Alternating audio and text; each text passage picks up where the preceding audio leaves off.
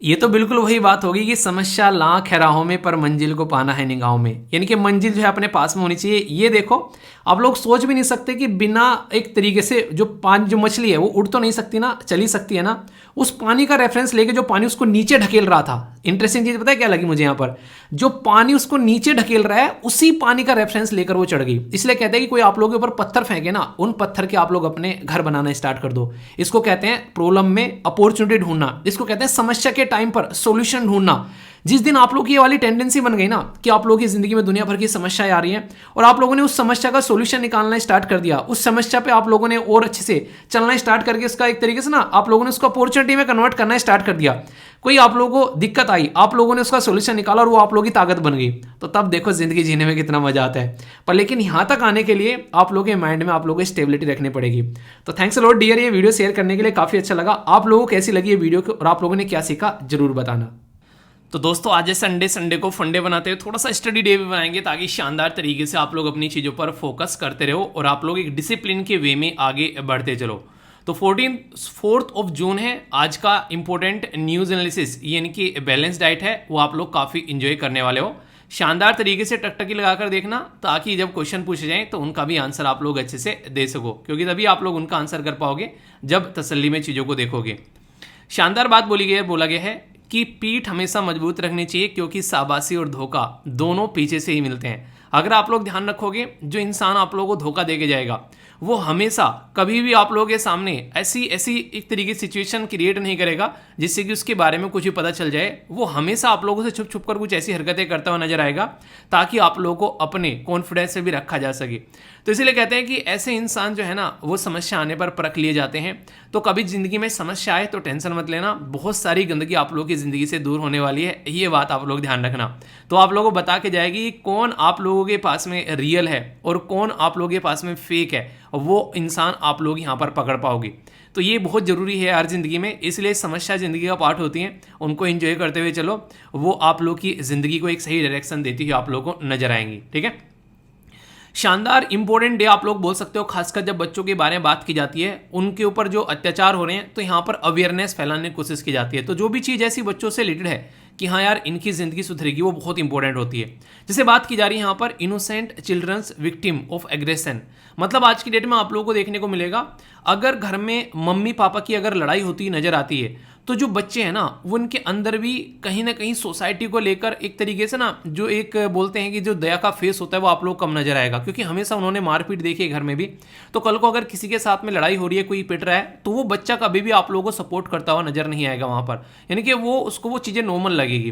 पर लेकिन एक ऐसा बच्चा जो कि एक नॉर्मल परिवार में पला बड़ा है जहां पर लड़ाई वगैरह नहीं होती है, मम्मी पापा एक दूसरे की रिस्पेक्ट करते हैं, सारी चीज़ें आराम से चलती है, उस बच्चे के मन में एक अलग तरीका पैटर्न आप लोगों को देखने को मिलेगा।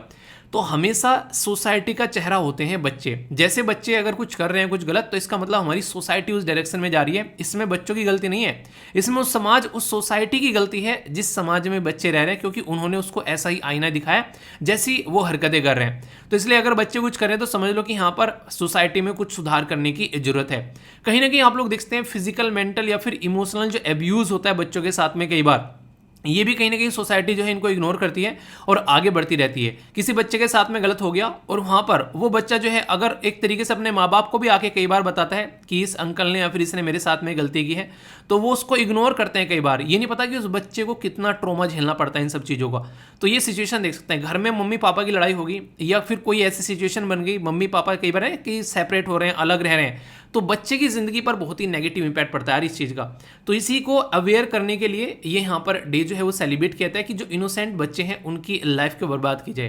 ठीक है, अक्सर आप लोगों ने देखा होगा, आप लोगों ने जब चाइल्ड लेबर की हम लोग बात कर रहे थे तो मैंने आप लोगों को उस टाइम पर बताया भी था कि किस तरीके से आज की डेट में सोसाइटी में ऐसी भी चीज़ें हैं कि माँ बाप की जो एक तरीके से जो यानी उधारी है वो आगे चलकर बच्चे जो हैं वो पे करते हुए नजर आते हैं। फोर्स लेबर आप लोगों ने देखा है यहाँ पर किस तरीके से चीज़ें देखने को मिलती हैं। तो ये सारी चीज़ें यार कहीं ना कहीं एक नेगेटिव इंपैक्ट डालती हैं बच्चे की लाइफ पर और वो आगे ग्रो नहीं हो पाता है। तो ये सिचुएशन है। ठीक है, ये इतनी बुरी कंडीशन है कि आज भी न्यूज़पेपर भरा पड़ा है। जो बालासुर में जो रेल ट्रेजेडी देखने को मिली, 3 रेल एक आपने सामने आकर यहाँ पर टकराई, बहुत ही खतरनाक सिचुएशन यहाँ पर देखने को मिली, जो यहाँ पर शालीमार चेन्नई और इसी के साथ में कोरमंडल एक्सप्रेस जो है वो यहाँ पर रोंग ट्रैक पर चलना स्टार्ट हो गई सिग्नल की वजह से, और भी कई सारे इश्यूज देखने को मिले यहाँ पर लेकिन जो भी था ये यहाँ पर बड़ा ही खतरनाक था। इतना भयानक एक्सीडेंट, काफ़ी एक तरीके से लोगों को अंदर तक दहलाने वाला, और कई सारे बच्चे यहाँ पर बोल रहे थे जब मैंने यहाँ पर टेलीग्राम पर वीडियो शेयर की कि सर ये क्या सिचुएशन है। देखना जरूर आप लोग, जब इंसान देखे और जाए वहाँ पर कि हाँ यार हमारा कौन सा है इनमें से, हमारे इंसान की कौन सी बॉडी है, तो वो सबसे ज़्यादा अंदर तक दहलाने वाली बात होती है। ठीक है, तो ये कहीं ना कहीं उनसे पूछो जिनकी ज़िंदगी में से कोई इंसान जो है उनका प्रिय जो चाहने वाला चला गया है, तो क्या सिचुएशन यहाँ पर देखने को मिलती है। तो बड़ी ही खतरनाक है यार, मतलब बड़ी एक तरीके से ना झकझोर देने वाली चीज़ होती है सारी। ठीक है, चलिए ऊपर वाला इनकी आत्मा को शांति दे। और उड़ीसा से बहुत सारे मैसेज आए कल कि सर हमारे पास में था इस तरीके से। जब सोचो जब 250-300 लोगों की जान जाती है तो हर एरिया में से किसी न किसी की जान आप लोगों को जाती हुई नजर आएगी।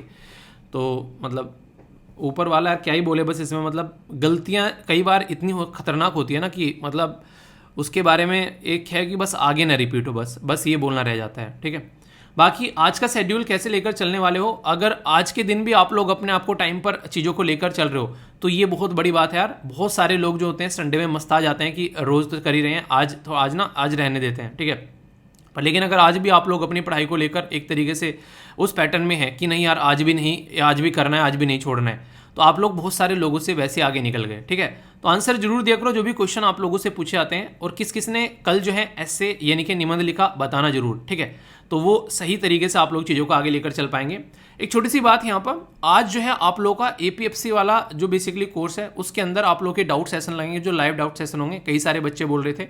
ठीक है, तो इसके लिए आप लोग तैयार रहेगा। टेलीग्राम पर पूरा शेड्यूल डाल दूंगा, शाम को एक क्लास भी लगेगी और टेस्ट भी है 9:30 से आप लोगों को देखने को मिलेगा 11:30 तक, तो उसको भी आप लोगों को अटेम्प्ट करना है। ठीक है, इसी के साथ में यहाँ पर प्रैक्टिस, अच्छा एक टेस्ट जो है वो सबके लिए रहेगा, सब इसको अटेम्प्ट कर सकते हैं, सबके लिए ओपन रहेगा ये, जिसको भी देना है, मतलब इसको मैं फ्री कर दूंगा। कई सारे बच्चे बोले थे सर कुछ टेस्ट हम भी लगा लें, तो आज इसको प्रैक्टिस कर लेना। ठीक है, सबके लिए प्रोवाइड कराऊंगा यहाँ पर, जो भी बच्चे एप्लीकेशन पर हैं, चाहे उन्होंने टेस्ट सीरीज ले रखी है चाहे नहीं ले रखी है, सबके लिए प्रैक्टिस कर सकते हैं। सब इसमें जाकर आप लोग प्रैक्टिस करेगा 9:30 बजे एग्जैक्ट। ठीक है, तो ये टेस्ट आप लोगों के लिए यहाँ पर अवेलेबल हो गया, और इसी के साथ में 5 बजे यहाँ पर करंट का टेस्ट आप लोगों को देखने को मिलेगा इवनिंग के अंदर में, तो इसको भी आप लोग अटेम्प्ट जरूर करिएगा। कुछ क्लासेस भी लगेंगी, 3 बजे से एक क्लास आप लोगों की देखने को मिलेगी जो कि आप लोगों को यहाँ पर अटेम्प्ट करनी है।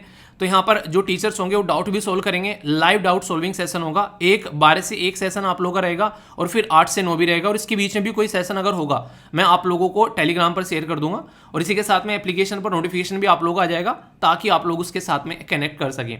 एक और छोटी सी बात यहाँ पर मैंने बोला है कि जो भी यहाँ पर डिस्काउंट वगैरह आप लोगों के लिए प्रोवाइड कराए जा रहे हैं वो 14 जून से पहले आप लोगों को लेने हैं, उसके बाद में वो चीज़ें नहीं रहेंगी, क्योंकि सिस्टमेटिक वे में फिर कोर्स चलेगा, फिर वो चीज़ें अवेलेबल नहीं रहेंगी। तो जिसको भी यहाँ पर एडमिशन लेना है 50%, जैसे मैंने बोला ना कोई कहीं से और से एडमिशन लेना चाहता है तो 14 जून तक ये चीज़ें कंप्लीट कर लो, या फिर यहाँ पर EPFO से इसमें जाना चाहता है तो वो भी 14 जून तक आप लोग कंप्लीट कर लो। ठीक है, उसके बाद में फिर जो नॉर्मल प्राइस है वो चलेगा, ताकि चीज़ें नॉर्मल चले। यहाँ पर ये डिस्काउंट वाली सारी चीज़ें खत्म होंगी फिर। ठीक है, उसके बाद में प्रॉपर सिस्टमेटिक वे में क्लास चलेंगी 15 जून से, ये मैंने आप लोगों को बताई है। CDS की चल रही है आप लोगों की क्लास, पर यहाँ पर ये चलेंगे। और उसके बाद में CSET की क्लास पूछ रहे थे, तो CSET की क्लास आप लोगों को चलती हुई नजर आएगी। ये 15 जून से बोल रहे थे, पर लेकिन इसको 15 से नहीं 20 जून से स्टार्ट करेंगे CSET की क्लास को, 5 दिन बाद में। पहले जनरल स्टडी में थोड़ा 5 दिन तक अपना एक पैटर्न बन जाएगा, फिर उसको स्टार्ट करेंगे। ठीक है, तो ये याद रखिएगा 20 जून से हम लोग CSET की क्लास स्टार्ट करेंगे। ठीक है, तो ये कुछ बातें थी, बाकी ये वेबसाइट है, और बाकी तो बस क्या ही बोलूं, अपना अच्छे से पढ़ाई करते रहिए, और टेस्ट जरूर दिएगा 9:30 बजे, सबके लिए है वो, चाहे किसी ने ले रखा है चाहे किसी ने नहीं, पार्टिसिपेट जरूर करना है। ओके दोस्तों, ई है हमारा गोला, यानी कि ये है हमारी प्यारी सी दुनिया। इस प्यारी सी दुनिया के अंदर अगर मैं आप लोगों से क्वेश्चन पूछूं कि सबसे भूखा नंगा देश आज की डेट में कौन सा है, तो उसका नाम कौन सा आप लोग बताएंगे। ठीक है, चलो एक नहीं 2 देश में से कोई एक भी नाम बता दो। 2 देश हैं जिनके बारे में बात करने वाला हूँ, और खुद UN यानी कि यूनाइटेड नेशन की एक रिपोर्ट आई है, उस रिपोर्ट में ये सारी बातें बताई गई हैं। यानी कि जो भी बातें मैं बताऊँगा उनका वास्तविक जीवन से संबंध है, और उसे मात्र एक संयोग नहीं कहा जाएगा। ठीक है चलो देखता हूँ कौन कौन अपने मतलब तुक्का मारो एक तरीके से कम आप लोगों को पता होता होना चाहिए कि दुनिया में कौन ऐसी हर एक कंडीशन में बना हुआ है देश जो कि सबसे ज़्यादा बर्बाद है। आंसर दो, देखता हूँ कौन सी आंसर देता है, फिर मैच करिएगा। ठीक है, तो वो जो देश है पाकिस्तान और अफगानिस्तान। किस किसने सही आंसर दिया है? कोई एक मिला? ऐसा तो नहीं, नॉर्थ तो कई सारे तो नॉर्थ कोरिया वाले भी होंगे। तो यहाँ पर पाकिस्तान और अफगानिस्तान जो हैं वो ग्लोबल हंगर हॉट स्पॉट हैं, यानी कि आज की डेट में दुनिया में सबसे ज़्यादा भूखे जो लोग आप लोगों को देखने को मिलेंगे वो पाकिस्तान और अफगानिस्तान में देखने को मिलेंगे। ये खुद यूनाइटेड नेशन ने एक रिपोर्ट प्रस्तुत करके यहाँ पर बताया। तो बहुत ही बड़ी बात है यार, अगर दुनिया में दो देश, ऐसे देश जो कि खासकर जहाँ पर टेररिज्म काफ़ी ज़्यादा पनपता है, और ख़ासकर एक बात आप लोगों को देखने को मिलेगी, ऐसे देश जहाँ पर स्टेबल गवर्नमेंट नहीं होती है वहाँ पर अक्सर आप लोगों की हरकतें देखने को मिलती हैं। आप लोग एक बात हमेशा ध्यान रखिएगा, जहाँ पर इकोनॉमी अच्छी रहती है वो कहाँ पर रहती है? जहाँ पर पॉलिटी स्टेबल रहती है, और जहाँ पर पॉलिटी स्टेबल रहती है वहाँ पर इकोनॉमी अच्छी रहती है, और जहाँ पर ये दोनों अच्छी रहती है वहाँ पर आप लोगों को देखने को मिलेगा जनता जो है वो काफ़ी हद तक एक नॉर्मल ठीक ज़िंदगी जी पाती है। पर लेकिन अगर पॉलिटी ही अच्छी नहीं है तो यहाँ पर इकोनॉमी भी अच्छी नहीं होगी, और इकोनॉमी अच्छी नहीं है तो फिर जनता कहाँ से अच्छी रहेगी? क्योंकि टाइम पे खाने के लिए खाना नहीं मिलेगा, जॉब नहीं मिलेगी, रहने के लिए घर नहीं मिलेगा। तो इस तरीके की सिचुएशन आप लोगों को देखने को मिलेगी। ये जो टॉपिक है जीएस पेपर 2 में जो रिपोर्ट्स होती है इंटरनेशनल लेवल पर, उसके साथ में आप लोग कनेक्ट कर सकते हैं। और यहाँ पर बात देखो क्या बोली गई है, डायरेक्ट नाम नहीं लिखा कि पाकिस्तान और अफगानिस्तान एंड म्यांमार, नाम लिख रहा है इंडिया के पड़ोसी। मतलब हमारा नाम जोड़ना जरूरी था, पाकिस्तान के पड़ोसी बोल देते हैं। तो बात की जा रही है कि हमारे पड़ोसी पाकिस्तान, अफगानिस्तान और म्यांमार में भी सेम कंडीशन है, क्योंकि म्यांमार में अगर आप लोगों को याद होगा काफ़ी लंबे समय से वहाँ पर मिलिट्री रूल कर रही है, और जहाँ पर मिलिट्री रूल करेगी यानी कि जनता के द्वारा चुनी गई गवर्नमेंट नहीं होगी, तो वहाँ पर ऐसी चीज़ें होना बड़ी ही नॉर्मल सी बात आप लोगों को देखने को मिलेगी। हॉट स्पॉट का मतलब समझते हो? हब है, हब मतलब जहाँ पर काफ़ी ज़्यादा मात्रा में इस तरीके के लोग पाए जाते हैं। तो यूएन ने अर्ली वार्निंग दे दी, पहले ही बता दिया भाई साहब, चेतावनी है कि आने वाले टाइम पर यहाँ पर और दिक्कतें देखने को मिल सकती हैं अगर यहाँ पर चीज़ें नहीं सुधारी गई तो। और ये ऐसी ऐसी चीज़ें दुनिया में और भी कई जगह देखने को यहाँ पर मिल सकती है। रीज़न क्या है? रीज़न आज की डेट में अगर आप लोग देखोगे तो बहुत बड़ा रीज़न तो आप लोग को ये नज़र आएगा, कहीं ना कहीं जो कंट्री है खासकर कोविड-19 के टाइम पर वहाँ पर स्टेबिलिटी नहीं आई, बहुत सारे बिजनेस जो हैं वो बर्बाद हो गए, बहुत सारे लोगों के जो हैं काम धंधे ठप हुए। तो बहुत सारी ऐसी सिचुएशन यहाँ पर देखने को मिलती है। तो इसलिए यहाँ पर बताया जा रहा है कि बहुत सारी ऐसे एरिया हैं जहाँ पर फूड इनसिक्योरिटी है आज की डेट में, और वो भी हाई लेवल की। तो यानी कि वेरी हाई कंसर्न की कैटेगरी में उनको रखा गया है, और 22 कंट्री में टोटल मिलाकर 18 एरिया आप लोग ऐसे देखने को मिलेंगे। अगर मैं उन एरिया के बारे में आप लोगों से बात करने लगूं तो जैसा मैंने बताया कि हमारा पड़ोसी देश, जैसा यूएन ने भी बोला कि हाँ इंडिया का पड़ोसी देश पाकिस्तान, हालांकि ये चीज़ें पढ़ाने में मैं ठीक है हंस रहा हूँ, इसके बारे में बातें कर रहा हूँ, पर इन रियलिटी में उस चीज़ के बारे में अगर फील करने की कोशिश करो कि हम लोग जब फास्ट रखते हैं, एक दिन खाना नहीं खाते हैं, तो हमारी कंडीशन क्या होती है। हम लोग मज़े में रखते हैं, किसी को अपनी बॉडी को डिटॉक्स करना होता है, किसी को अपनी बॉडी को फिट करना होता है, किसी को अपना फैट लूज करना होता है, तो सबके अलग अलग रीज़न होते हैं। पर लेकिन सोचो अगर आप लोग खाना खाना चाहते हैं, पूरा मन है आप लोगों का खाना खाने का, और टाइम पर आप लोगों को खाना नहीं मिल रहा है, 2 दिन से खाना नहीं खा रहे हैं, तो उस टाइम पर क्या सिचुएशन बनती है। तो ये कंडीशन आप लोग यहाँ पर समझिएगा, तो आप लोगों को इसकी ग्रेविटी समझ में आएगी कि ये एरिया कितना ज़्यादा खतरनाक बनता है यहाँ पर जा रहा है। 22 कंट्री में 18 एरिया ऐसे हो चुके हैं, उनमें से आप लोगों को पाकिस्तान देखने को मिलेगा। इसी के साथ में आप लोगों को सेंट्रल अफ्रीकन जो एरिया है, बेसिकली खासकर अगर बात करें, ये जो रीजन है ना अफ्रीका के अंदर में, ये वो रीजन है जहां पर रेगिस्तान आप लोगों को देखने को मिलता है। ठीक है, तो ये जो पर्टिकुलर रेगिस्तान वाला एरिया है वहां पर नॉर्मली खाने पीने के बड़े ही लाले पड़े रहते हैं। इसमें इथियोपिया आप लोगों को यहाँ पर देखने को मिलेगा, जैसे यहाँ पर देख सकते हैं। ठीक है, कीनिया यहाँ पर एक ऐसी कंट्री आप लोगों को यहाँ पर नजर आएगी। डेमोक्रेटिक रिपब्लिक ऑफ कोंगो का नाम आप लोगों ने कई बार सुना होगा, ये बिल्कुल बीचों बीच आप लोगों को कंट्री यहाँ पर देखने को मिलती है। इसी के साथ में सीरिया वाला रीजन ऐसा है जहां पर ये हमेशा से ऐसी कंडीशन बनी हुई है, क्योंकि पहले असर बल असद के भाई साहब के पापा जो है वहां पर रूल किया करते थे, आज के डेट में वो रूल कर रहे हैं 2011 से आई थिंक लगभग। तो यहाँ पर ऐसी ऐसी सिचुएशन हो रखी है जिसकी कुछ हद नहीं है, तो लोग जो हैं वो भूखों मर रहे हैं यहाँ पर। और इसी के साथ में अगर बात करूं, ये है बेसिकली वेरी हाई कंसर्न वाले हॉट स्पॉट। ठीक है, कुछ कंट्री ऐसी है जो हाई कंसर्न की लिस्ट में आ रही है, जैसे अफगानिस्तान मैंने आप लोग को बताया, इसकी कंडीशन खराब आप लोगों को देखने को मिलेगी। इसी के साथ में नाइजीरिया के बारे में आप लोग बात करिए, इसी के साथ में सोमालिया के बारे में आप लोग बात करिए, यहाँ पर आप लोगों को साउथ सुडान देखने को मिलेगा, यहाँ पर आप लोगों को ये बेसिकली यमन देखने को मिलेगा। ये वाले वो देश हैं जहाँ पर आप लोगों को हाई कंसर्न देखने को मिलेगा। यानी कि जो पहली कैटेगरी मैंने बताई वो तो वेरी हाई वाली कैटेगरी है, ये दूसरे वाली हाई कैटेगरी है, यानी कि भुखमरी यहाँ भी है पर पहले वाली से थोड़ी सी कम है, ऐसा आप लोग यहाँ पर बोल सकते हैं। यानी कि खस्ता हालत इनकी भी हो रखी है पर पहले वाले से थोड़ी सी कम हो रखी है। तो ये जो हॉट स्पॉट यहाँ पर बताए जा रहे हैं बेसिकली, ये आज की डेट में आप लोग ये बोल सकते हैं कि थोड़ा सा और कंडीशन खराब हुई तो यहाँ पर लोगों की जो लाशें हैं वो भूखे की वजह से मरती नजर आएंगी। आप लोगों को यहाँ पर एक तरीके से नहीं कहते कि एक तरीके से फेमाइन आप लोगों को होता हुआ नजर आएगा, एक तरीके से लोग बेसिकली बहुत सारे भूखे मर गए काफ़ी लंबे समय से। तो इस तरीके की एक भूखमरी वाली कंडीशन, एक दरिद्रगी वाली कंडीशन आप लोगों को वहाँ पर देखने को मिलेगी। और ये रीज़न बताया क्या गया, सबसे खतरनाक बात क्या है, इसकी वजह से कॉन्फ्लिक्ट यहाँ पर उभर सकते हैं। आप लोगों को पता है अगर किसी इंसान से बॉम्ब ब्लास्ट कराया जा रहा है, किसी इंसान को टेररिस्ट बनाया जा रहा है, किसी इंसान को किसी कुछ गलत करने के लिए उकसाया जा रहा है, उसमें 99% वो इंसान है या तो वो अनएम्प्लॉयड है, यानी कि एक तरीके से या तो वो बेरोजगार है, अनएम्प्लॉयड है, या फिर उनके साथ में एक तरीके से कुछ गलत हुआ है, हिस्ट्री में किसी तरीके से उनके साथ में कुछ गलत हो गया, और या फिर वो बहुत ही ज़्यादा पुअर एरिया से आते हैं, खाने की भी रोटी की भी वहाँ पर कंडीशन बनी हुई है। ये सिचुएशन आप लोग समझ सकते हैं। तो यहाँ से आराम से कॉन्फ्लिक्ट जो है वो लोगों के अंदर आप लोगों को देखने को मिल सकता है। और यहाँ पर आने वाले टाइम में लोग जो है पता चला फूड इनसिक्योरिटी को लेकर आपस में लड़ते और मरते हुए नजर आ रहे हैं। रही सही कसर कौन पूरी कर देता है, वो पूरी कर देता है क्लाइमेट चेंज, जो कि एक्सट्रीम कंडीशन में देखने को मिल रहा है। ये रीजन ऐसे है जहां पर गर्मियों में बेइंतहा गर्मी आप लोगों को देखने को मिलती है। तो ये सिचुएशन है यहाँ पर। तो बोला ये जा रहा है कि अगर बात करेंगे तो अभी आने वाले टाइम पर, जैसे कि आप लोगों ने देखा होगा खासकर जब गर्मी पड़ती है तो उस टाइम पर पानी पीने की दिक्कत बहुत ज़्यादा देखने को मिलती है और बहुत सारे लोग जो है पानी की वजह से मर जाते हैं।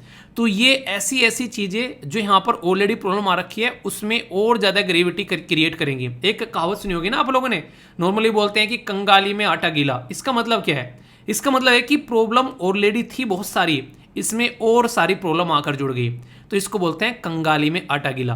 तो ये सिचुएशन आप लोग यहाँ पर समझ सकते हैं ऑल ओवर वर्ल्ड में जब आप लोग अंडरस्टैंड करेंगे।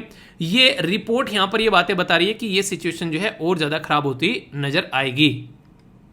इस चीज़ की ग्रेविटी अगर थोड़ी सी और आप लोगों को समझनी है और जानना है कि कितनी खतरनाक चीज़ है, तो सस्टेनेबल डेवलपमेंट गोल के अंदर भी जाकर झांक लेना एक बार। सस्टेनेबल डेवलपमेंट गोल ने आप लोगों को देखने को मिलेगा जो पहला ही गोल रखा है वो रखा है गरीबी। यानी कि अगर एक इंसान गरीब है तो उसके साथ में बहुत सारी प्रॉब्लम तो वैसे ही क्रिएट होती है, आप लोगों को नजर आएगी। भुखमरी की बात देखने को मिलेगी, अच्छी हेल्थ नहीं देखने को मिलेगी, बहुत सारी बीमारियां लगती हुई नजर आएगी, क्वालिटी ऑफ एजुकेशन उस इंसान को नहीं मिलेगी, और वहाँ पर जेंडर जो इनइक्वलिटी है बहुत ज़्यादा देखने को मिलेगी। यानी कि लड़का और लड़की में भेदभाव जो है वो काफ़ी ज़्यादा यहाँ पर नजर आएगा। तो ये सारी की सारी जो स्टार्टिंग की बेसिक जो चीज़ें आप लोगों को यहाँ पर नजर आ रही हैं, ये डायरेक्ट और इनडायरेक्ट वे में गरीबी के साथ में आप लोगों को यहाँ पर कनेक्ट होता हुआ नजर आएगा। तो इसको भी आप लोग इसके साथ में कनेक्ट कर कर देख सकते हैं। यही जो सारी बातें मैंने बताई हैं, जो जो देश के नाम मैंने आप लोगों को बताए थे कि hot spot high concern, hot spot very high concern और हॉट स्पॉट जो है हाई कंसर्न, ठीक है। तो highest concern, very high concern और हाई कंसर्न, तो ये सारी कंट्री जो है वो वहाँ पर दिखाने की कोशिश की जा रही है ताकि आप लोग इनको और अच्छे से अंडरस्टैंड कर सको और जब चीज़ों को बैठ कर देखो तो चीज़ों का रिविजन भी कर सको। ये जो रिपोर्ट है ये दूसरी एक कुछ दिनों पहले मैंने आप लोगों को पढ़ाई थी। यहाँ पर इस रिपोर्ट के बारे में ये बताया गया था कि 2011 से लेकर 2019 तक का अगर डेटा आप लोग देखोगे, जो हमारे देश में अगर गरीबी के बारे में बात करें तो वो यहाँ पर आप लोगों को डिक्लाइन होती नजर आई थी। यानी कि वर्ल्ड बैंक के द्वारा पुअर्टी इन इंडिया के बारे में जब बात बताया गया तो 12.3% पॉइंट लोअर देखने को मिली 2019 में एज कम्पेयर टू 2011 के। यानी कि लगभग 12% लोग जो हैं वो गरीबी रेखा से थोड़े से ऊपर आए हमारे देश के अंदर में अगर हम लोग बात करें। फिर भी सिचुएशन जो है कई जगह आप लोग ऐसी पिक्चर्स देखने को मिलती हैं जो कि लोगों को आश्चर्यचकित करती है। बहुत बुरी कंडीशन में लोग जो है कई सारे रहते हुए नजर आते हैं। तो ऐसे भी सिचुएशन आप लोग यहाँ पर देख सकते हैं। यानी कि ऑल ओवर वर्ल्ड में आज की डेट में अगर आप लोग देखोगे तो लोगों की खस्ता हालत हो रखी है, ये आप लोग समझ सकते हैं। क्या गवर्नमेंट ने कोई पॉलिसीज नहीं चलाई? अगर हम लोग पर्टिकुलर अपने देश के बारे में बातें करें तो कुछ बेसिक बातें मैं आप लोगों को बता देता हूँ ताकि आप लोग इसको समझ सकें। पहले इसके साथ में जैसे गरीबी के बारे में जब हम लोग बात करते हैं तो गरीबी यानी कि पुअर्टी यानी कि पैसा नहीं है, ठीक है, उसी के साथ में रहने के लिए जगह नहीं है, पानी पीने के लिए नहीं है, भूखमरी आप लोगों को देखने को मिल रही है, बीमारी है तो डॉक्टर नहीं है, ठीक है, स्कूल एक्सेस नहीं हो पा रहा है, तो सारी प्रॉब्लम यहाँ पर इंसान के सामने निकल कर आ जाती है। तो इसीलिए गरीबी को भी डिफाइन करने की कोशिश की जाती है। एक ऐसा इंसान है जिसको कुछ भी नहीं मिल रहा है, और दूसरा रिलेटिवली पुअर आप लोगों को देखने को मिलेगा। मतलब जब इंसान को बेसिक चीजें न मिले, यानी कि रोटी कपड़ा और मकान भी न मिले, तो जिस इंसान को रोटी कपड़ा क्लोथ्स और उसको हाउस वगैरह भी अगर नहीं मिल पा रहा है, मकान भी नहीं मिल पा रहा है, तो वो होती है एब्सोल्यूट पुअर्टी, यानी कि इस इंसान की खस्ता हालत हो रखी है, बेसिक चीजें भी इसके पास में नहीं है। पर लेकिन एक होती है रिलेटिव पुअर्टी। हमारे संविधान के अंदर में आप लोगों को पता होगा, जो इकोनॉमिकली वीकर सेक्शन को हम लोगों ने अभी रिजर्वेशन दिया है, हमारे संविधान निर्माताओं ने ये रिजर्वेशन देने से साफ साफ इनकार कर दिया था। उसका रीजन था, उन्होंने बोला रिलेटिवली हमेशा कोई ना कोई गरीब और कोई ना कोई अमीर देखने को मिलेगा। आज एक बात करें, एक इंसान जो है साइकिल वाला है और एक इंसान जो है स्कूटर वाला है, तो साइकिल वाले के कंपेयर में स्कूटर वाला ज़्यादा अमीर आप लोगों को नजर लगेगा। अगर एक इंसान स्कूटर वाला है, एक इंसान जो है शानदार सी बड़ी सी बाइक लेके घूम रहा है, तो ये इससे ज़्यादा अमीर ये देखने को मिलेगा। बाइक वाले के साथ में सामने आकर खड़ा हो गया कोई यहाँ पर होंडा सिटी वाला, तो वो आप लोगों को अमीर लगेगा अगर वो स्पोर्ट बाइक नहीं है तो। अगर वो होंडा सिटी के सामने आकर खड़ा हो गया कोई मर्सिडीज वाला, तो ये अमीर लगेगा। मर्सिडीज वाले के सामने कोई आकर हो गया हेलीकॉप्टर वाला, तो वो अमीर लगेगा। तो हमेशा किसी न किसी के कंपेयर में कोई ना कोई गरीब आप लोगों को नजर आएगा। तो इसीलिए हमारे संविधान निर्माता काफी चतुर इंसान थे, उन्होंने बोला अगर गरीबी के नाम पर हम लोग रिजर्वेशन देंगे तो ये परमानेंट हो जाएगा, यानी कि हर टाइम कोई ना कोई अमीर कोई ना कोई गरीब रहेगा, तो इस रिजर्वेशन को हम लोग को परमानेंट नहीं कर रहे हैं। हालांकि उन्होंने तो सोचा था, पर लेकिन ऐसा हुआ नहीं। रिजर्वेशन कहीं ना कहीं हमारे समाज में आज के दिन में परमानेंट हो चुका है, क्योंकि आने वाले टाइम में जो भी पॉलिटिशियन आए, सबने रिजर्वेशन को वोट बैंक के तरीके से इस्तेमाल करना स्टार्ट कर दिया, ना कि जिस पर्टिकुलर पर्पज के लिए रिजर्वेशन लाया गया था उस पर्पज को फुलफिल करते हुए यहाँ पर ये इंप्लीमेंट आए। आज की डेट में जैसे मैंने बताया यहाँ पर, तो ये बात आप लोग याद रखिएगा, रिलेटिवली पुअर मैंने बता दिया। तो बात की जा रही है when household receive 50% less income than the average जो मीडियन इनकम है, तो यहाँ पर इसको रिलेटिवली पुअर बोल देते हैं। पर लेकिन जो मैंने आप लोगों को समझाया वो आप लोग याद रखिएगा। एक नहीं कहते कि एक तरीके से एक कहानी भी थी कि हमारे घर में तो टूटी हुई मर्सिडीज़ है, हमारे घर में हम मतलब एक तरीके से ना एसी है पर लेकिन विंडो एसी है, बढ़िया वाला एसी नहीं है, तो हम ना गरीब हैं। तो वो वाली एक कहानी है, कुछ ऐसा कुछ करके। तो सिचुएशन ये है कि जिस माहौल में आप लोग रहते हो तो आप लोग उसको अंडरस्टैंड कर पाते हो कि रियलिटी में प्रॉब्लम क्या है। ठीक है, एक इंसान है, उसको जरा सी देर में पसीने छूटने लगते हैं, उसको लगता है कि यार कितनी बुरी कंडीशन है, अगर उसको गर्मी में खड़ा कर दें। ठीक है, सर्दी में अगर बात करें यहाँ पर एक अलग कंडीशन आप लोगों को देखने को मिलेगी, जो कि एक अमीर आदमी है, उसको थोड़ी सी देर सर्दी में ले जाओ निकाल के, तो कप कप आ देगा जरा सी देर में, और उसी में किसान जो है खेतों में काम करते हैं, चाहे गर्मी हो चाहे सर्दी हो। तो सिचुएशन आप लोग समझ सकते हैं। तो हर इंसान उस चीज़ को अलग अलग तरीके से देखता है। ठीक है, पर यही है कि हम लोग को इनके ऊपर काम करना चाहिए। अगर हम लोग बात करते हैं हमारे देश में क्या कोई प्रोग्राम है, तो इतने सारे प्रोग्राम आज तक लॉन्च किए गए, इनके नाम आप लोग स्टार लगा के लिख लेना। क्वेश्चन यहाँ से आप लोग ये कई बार बन भी जाते हैं। जैसे बहुत सारे प्रोग्राम के नाम बताने वाला हूँ। इंटीग्रेटेड रूरल डेवलपमेंट प्रोग्राम जो आया 1978 में मिनिस्ट्री ऑफ रूरल डेवलपमेंट के द्वारा लॉन्च किया गया। प्रधानमंत्री ग्रामीण आवास योजना 1985 में मिनिस्ट्री ऑफ रूरल डेवलपमेंट के द्वारा लॉन्च किया गया। Indira Gandhi national old pension scheme, ये 1995 मिनिस्ट्री ऑफ रूरल डेवलपमेंट। इसी के साथ में नेशनल फैमिली जो बेनिफिट स्कीम है 1995, ये ministry of rural development. Annapurna 1999 से 2000 तक, यहाँ पर ये ministry of rural development. Food for the work programme चलाया गया, मिनिस्ट्री ऑफ रूरल डेवलपमेंट। ये बेसिकली गांव में ज़्यादा प्रॉब्लम थी, उसकी वजह से यहाँ पर गांव के ऊपर ज़्यादा फोकस किया गया। ठीक है, ऐसे ही MG NREGA, ministry of rural development. National food security mission, ministry of agriculture. National rural livelihood mission 2011, ministry of rural development. National urban livelihood mission, ministry of housing and affair, अब जो हाउसिंग एंड अर्बन अफेयर। प्रधानमंत्री जन धन योजना, ये पता ही आप लोगों को recently आई थी अभी 2014 में, मिनिस्ट्री ऑफ फाइनेंस। प्रधानमंत्री कौशल विकास योजना 2015, मिनिस्ट्री ऑफ स्किल डेवलपमेंट। संसद आदर्श ग्राम योजना रूरल डेवलपमेंट 2014 की आप लोगों को देखने को मिलती है। प्रधानमंत्री जीवन ज्योति जो योजना है 2015 की, मिनिस्ट्री ऑफ फाइनेंस। प्रधानमंत्री सुरक्षा बीमा योजना 2015 की, ministry of finance. National maternity benefit जो ministry of health and family welfare 2016। प्रधानमंत्री उज्ज्वला योजना, ministry of petroleum and natural gas. प्रधानमंत्री गरीब कल्याण योजना 2016, मिनिस्ट्री ऑफ फाइनेंस। सोलर चक्र mission 2018, ministry of micro and medium enterprise. National nutrition mission पोषण अभियान 2018, ministry of women and child development. प्रधानमंत्री श्रम योगी मानधन योजना, ये 2019, मिनिस्ट्री ऑफ लेबर एंड जो ministry of labour and employment. इसी के साथ में प्रधानमंत्री स्ट्रीट वेंडर जो आत्मनिर्भर भारत स्कीम चलाई गई 2020 में, तो ये ministry of housing and urban affair. ये इतने सारे नाम मैंने आप लोगों को क्यों बताए हैं, क्योंकि आगे से कई बार कई सारी मिनिस्ट्री के नाम पूछ ले आते हैं, एक ही जगह स्लाइड में आप लोगों को इकट्ठा करके डेटा दे दिया, तो कहीं भी अगर क्वेश्चन आप लोगों से बनने लगेगा तो एक दो बार इनमें को नजर निकाल के आप लोग आसानी से अटेम्प्ट कर सकते हो। और खासकर जो गांव के एरिया में बातें की जा रही है, गांव के एरिया में डेवलपमेंट के बारे में बात की जा रही है कि गरीबी को कैसे मिटाना है, तो वहां पर तो ministry of rural development normally आप लोगों को देखने को मिल ही जाता है। ठीक है, तो इस तरीके से क्वेश्चन आप लोगों से बन सकते हैं। तो इसके बारे में कम से कम थोड़ा थोड़ा आइडिया आप लोगों को होना चाहिए कि क्वेश्चन बने तो उसके साथ में डील कैसे करना है। तो ये इतनी सारी स्कीम मैंने बता दी। अब यहां पर दुनिया में अगर भुखमरी है तो उसको रोकने का काम कौन करता है, तो ये फूड एंड एग्रीकल्चर ऑर्गेनाइजेशन, जिसको FAO आप लोग बोलते हो, ये एक स्पेशलाइज एजेंसी है यूनाइटेड नेशन की, इंपॉर्टेंट है, इसको याद रखिएगा क्योंकि इसकी रिपोर्ट जो है वो डायरेक्ट क्वेश्चन पूछे जाते हैं आप लोगों से। ये रिपोर्ट है इसकी state of world fishery and aquaculture, इसी के साथ में state of world forest, state of food security and nutrition in the world, state of food and agriculture, state of agriculture commodity market, food जो world food price index, ये सारी की सारी जो फ्लैगशिप प्रोग्राम है ये ministry of food and agriculture organisation के है। ये खुद बोलती है कि let there be a bread, यानी कि कम से कम इंसान के लिए खाना होना चाहिए, ये बातें इसके द्वारा बताई जाती है। इसका हेडक्वार्टर दोस्तों आप लोगों को रोम, यानी कि इसका रूम जो है वो रोम में देखने को मिलेगा, यानी कि इटली में देखने को मिलेगा।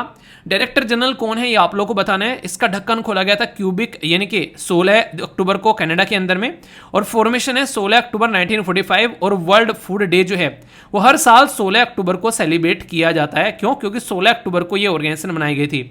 तो कोई पूछ बैठे आप लोगों से यार ये तो बता दो कि ये वर्ल्ड फूड डे इसी दिन क्यों सेलिब्रेट करते हैं, क्योंकि इस दिन जो है ये ऑर्गेनाइजेशन बनाई गई थी, यानी कि इसका बर्थडे जो है इस तरीके से सेलिब्रेट किया जाता है। समझ में आ गया? यहाँ पर अभी कई सारे इनिशिएटिव जो हैं ये आप लोगों को ये वर्ल्ड जो फूड एंड एग्रीकल्चर ऑर्गेनाइजेशन के आप लोगों को यहाँ पर देखने को मिलते हैं, जैसे global importance and agriculture heritage system, monitor the desert, जो लोकस्ट सिचुएशन होती है, टिड्डी का अटैक हो जाता है ना, तो सारी की सारी फसलें बर्बाद हो जाती हैं। अब फसलें बर्बाद हो गई तो इंसान भुखमरी का शिकार बनेगा, ये आप लोग समझ सकते हैं। इसके ऊपर स्टार लगा लेना यार, ये रिसेंटली अभी क्वेश्चन पूछा भी गया कई सारे स्टेट पीसेस के अंदर भी।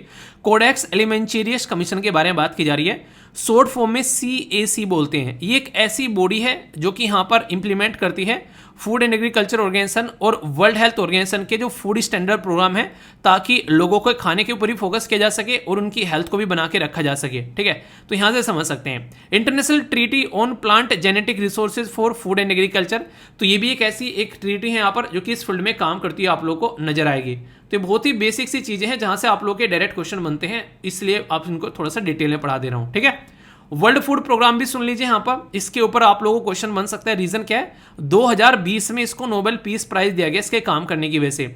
जैसे मैंने बताया कि दुनिया भर की भुखमरी है आज के डेट में पाकिस्तान, अफगानिस्तान और म्यांमार के अंदर में, तो ये वर्ल्ड फूड प्रोग्राम यहाँ पर ये काम करता है कि कम से कम लोग जो है वो भूखे न मरे। अगर सिचुएशन जो बिगड़ गई है तो कम से कम खाना मिलना चाहिए। तो यहाँ पर भी रूम, यानी कि घर के अंदर बैठकर यहाँ पर ये फॉर्मेशन किया गया 1961 में, और ये यूनाइटेड नेशन की सस्टेनेबल डेवलपमेंट ग्रुप की एक एग्जीक्यूटिव मेंबर आप लोग यहाँ पर नजर आएगी। 17 सस्टेनेबल डेवलपमेंट गोल में जीरो हंगर की बात की जा रही है यहाँ पर। सस्टेनेबल डेवलपमेंट गोल 2 में 2030 तक का इनका ये टारगेट रखा गया है। वर्ल्ड हाईएस्ट ह्यूमैनिटेरियन ऑर्गेनाइजेशन है जो कि खाने पीने के लिए कहीं ना कहीं काफी लार्ज स्केल पर काम करती है। अगर पता चल जाए वहीं पहुंच जाते हैं खाने पीने का जुगाड़ कर।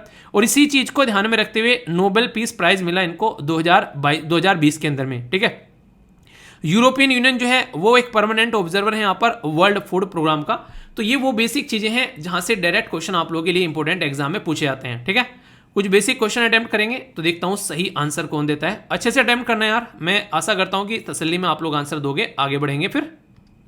आसान सा साधारण सा क्वेश्चन आप लोगों के सामने, बड़ा ही सिंपल सा आंसर दे दोगे। बताइए वर्ल्ड फूड प्रोग्राम को नोबेल पीस प्राइज कब मिला? ठीक है, तो फैक्चुअल क्वेश्चन हो गया। अभी यहां पर नेक्स्ट क्वेश्चन होगा, उसको आप लोग अच्छे से अटेम्प्ट करना है। ठीक है, बात की जा रही है फूड एंड एग्रीकल्चर ऑर्गेनाइजेशन के बारे में। बोला यह जा रहा है कि कौन सी जो पर्टिकुलर यहां पर स्टेटमेंट है वो करेक्ट है, इससे रिलेटेड कौन सी जो रिपोर्ट जो है इसके द्वारा पब्लिश की जाती है। State of the world forest report, इसी के साथ में state of the food and agriculture, the state of the agriculture commodity and world food price index. सही आंसर क्या है? ए में बोला गया 1 2 3, बी में बोला गया 2 3 4, सी में बोला गया 1 3 4 और डी में बोला गया ऑल ऑफ द अबव। सही आंसर क्या है ये आप लोगों को बताना है।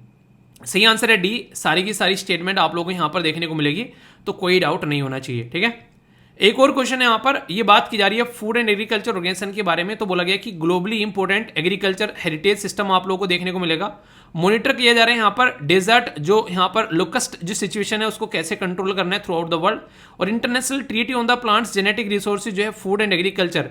तो यहाँ पर ये इसके इनिशिएटिव देखने को मिलेंगे। तो इसका आंसर क्या है अगर पूछे 1 2 2 3 1 3 या फिर ऑल ऑफ द अबो, तो सही आंसर क्या है? तो यहाँ पर भी आप लोगों को डी ही आंसर देखने को मिलेगा। ठीक है, तो इस तरीके से आप लोग समझ सकते हैं। एक और क्वेश्चन आप लोगों के सामने, देखता हूं कौन आंसर देता है। मल्टी डायमेंशनल पोवर्टी इंडेक्स के बारे में बात की जाती है। अगर मल्टी डायमेंशनल पोवर्टी इंडेक्स के बारे में बात करें तो गरीबी को देखने के लिए अलग अलग इंडेक्स हैं। ईयर ऑफ स्कूलिंग, इलेक्ट्रिसिटी नहीं है, मैटरनल मोर्टेलिटी, कुकिंग फ्यूल। सही आंसर क्या अगर देखा जाए, 1 2 3 2 3 4 1 3 1 2 4 या फिर ऑल ऑफ द अबव।